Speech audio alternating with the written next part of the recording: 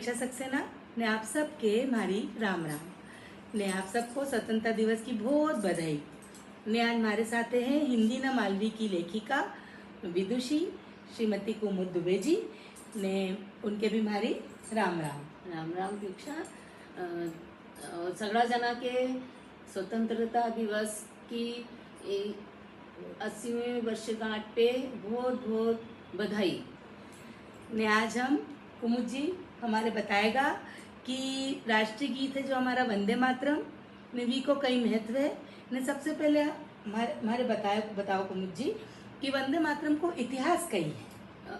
वंदे मातरम को इतिहास है ये गीत के लिखियो तो बंकिम चंद्र चट्टोपाध्याय जी ने जी सन 1875 में लिखियो ये गीत है जी। एक बंग दर्शन नामक एक पत्रिका निकली थी उनमें सबसे पहला के छपियो तो ये। अच्छा पत्रिका में छपियो तो पत्रिका में छपियो तो जिका बाद उनने 7 नवंबर 1875 की बात थी ये। जिका बाद ये गीत उनने एक आनंद मठ उपन्यास लिखियो और उपन्यास ऐसे लिखियो तब तक ये अंग्रेजों ने अपना देश में दबदबो बनाई लियो तो उसका साथ में एक आनंद मठ तो आनंद मठ का भी जो साधु सन्यासी था उनके अंग्रेजों ने बहुत परेशान करता था ना को खून खराब हुआ तो इनने बंकिम चंद्र जी ने एक आनंद मठ का ऊपर एक उपन्यास लिखियो जी।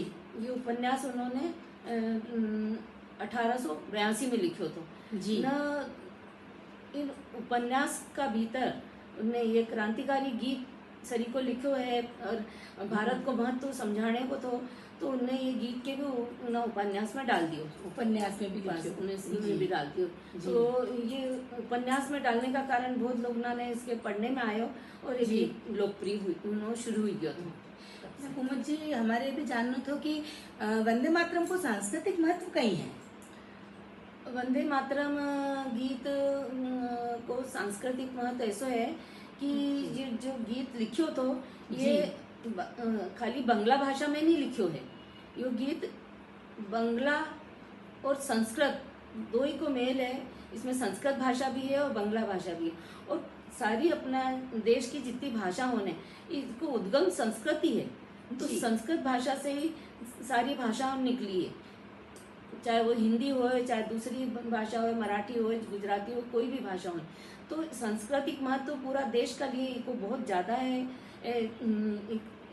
ये भाषा जो गीत है इको अपन बोली सकता है ये संस्कृत बंगला और संस्कृत को मेल जी दर्शन इस प्रकार को इको दर्शन है मतलब तीनों सभी भाषाओं में ये सब में मिला जुला वंदे मातरम खाली बंगला में लिखियो तो नहीं बंगला में लिखियो तो बंगला और संस्कृत दो ही प्रकार का शब्द में समाहित है मतलब दो भाषाओं में लिखियो तो ने मतलब और जैसे लिखियो तो थो पर जैसे अपने भारत के लोगों ने इन्हें कदे अपनाए भारत का लोगों ने के जब क्रांतिकारी लोग ना आगे आया न शुरुआत हुई तो देशभक्ति का लिए देशभक्ति जन जागृति लोगना में जगाने का लिए जागृति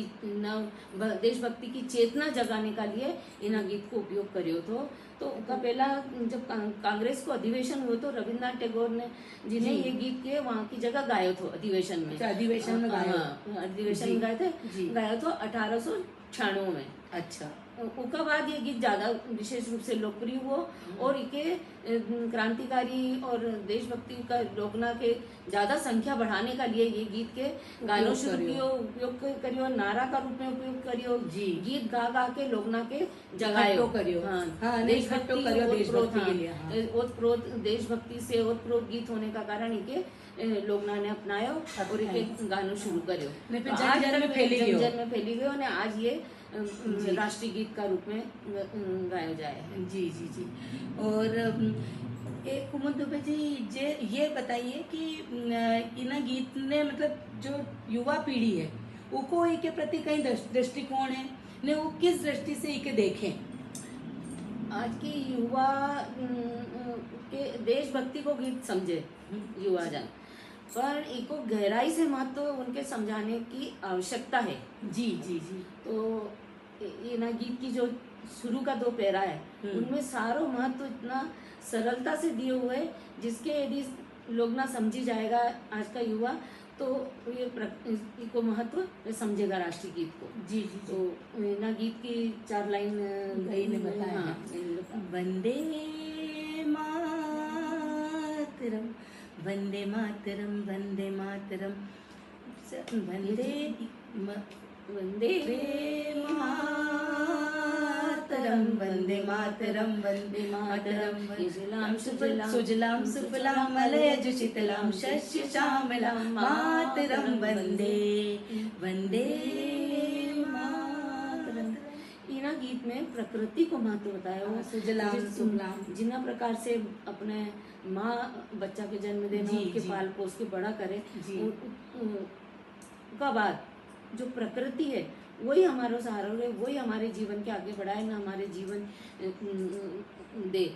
जैसे कहीं की अपना यहाँ पे अपना जल की जरूरत है, तो प्रकृति ने अपने जल दिए हुए, तो प्रकृति माँ वंदे मातरम मने माँ के सबसे पहला अपन धोक दा। हाँ, माँ तुम्हारे प्रणाम है, तुम्हारे धोक दू ना।